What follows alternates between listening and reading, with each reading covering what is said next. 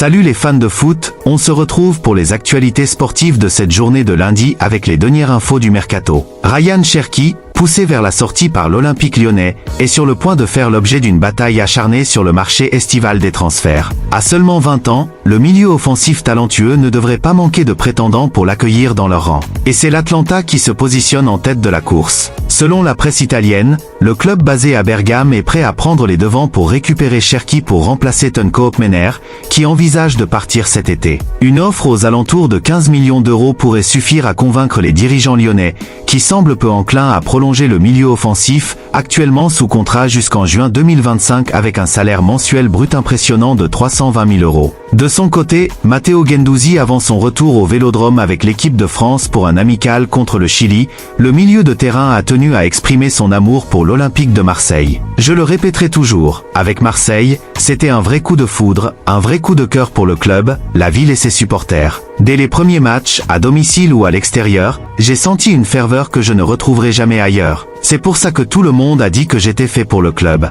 Je me suis senti comme à la maison dès le départ. Des mots sincères qui témoignent de l'attachement profond du joueur pour l'OM et ses supporters malgré une saison tumultueuse à l'Olympique de Marseille, marquée par des tensions avec l'entraîneur croate Igor Tudor. Toutefois, les deux hommes se retrouvent à la Lazio avec une volonté commune, tourner la page et repartir sur de bonnes bases. Les retrouvailles semblent prometteuses, avec Tudor faisant l'éloge de Guendouzi lors d'une récente déclaration. Et ce dernier n'a pas manqué de rendre l'appareil, exprimant son respect pour son coach. Nouvelle destination pour Albert Gudmundsson. Après une saison remarquable avec le Genoa, l'attaquant islandais est prêt à relever de nouveaux défis lors du prochain mercato estival. Selon les informations de la Gazzetta dello Sport, Gudmundsson a choisi de poursuivre sa carrière à l'Inter Milan. Estimé à 30 millions d'euros, le polyvalent attaquant islandais a su attirer l'attention avec ses performances impressionnantes. Mais sa cote pourrait encore grimper s'il parvient à disputer l'Euro avec l'Islande. En effet, son pays affrontera l'Ukraine dans un match crucial pour décrocher l'un des 3 derniers billets disponibles pour le tournoi. Pour rappel, Gudmundsson a brillé lors du dernier match en inscrivant un triplé contre Israël, 1-4,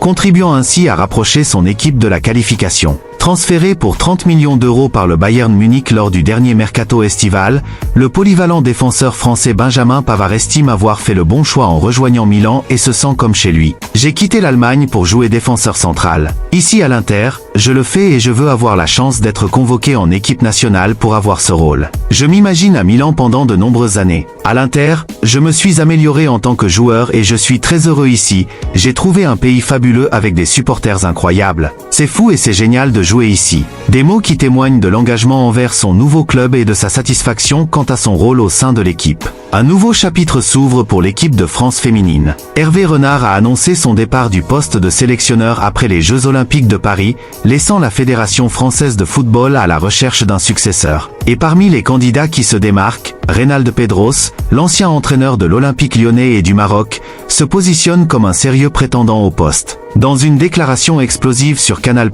Pedros a affirmé son désir de prendre les rênes de l'équipe de France féminine après la mission de Renard. Avec ses 52 ans d'expérience et son palmarès impressionnant, il représente un concurrent de poids pour les autres prétendants, dont Pascal Dupraz. Mais aussi pour des techniciennes renommées telles que Sonia Bonpastor de l'OL ou Sandrine Soubeyran du Paris FC. Toujours en France, la situation se complique pour Philippe Diallo, président de la Fédération française de football. Critiqué pour sa position sur la gestion du jeûne du Ramadan dans les équipes de jeunes en France et face aux accusations de discrimination religieuse, le dirigeant a vigoureusement défendu sa position en affirmant qu'il était de son devoir de maintenir une forme de neutralité dans la pratique sportive. Selon lui, la FFF a établi un cadre similaire à celui de l'école, et aucune modification d'horaire ou d'organisation ne peut être faite pour accommoder une pratique religieuse. Cependant, il insiste sur le respect des convictions de chacun, et souligne qu'il est possible de repousser le jeûne afin de ne pas compromettre les performances ou la santé des sportifs. De plus, il affirme qu'aucun membre de la fédération n'a interdit à quiconque de jeûner,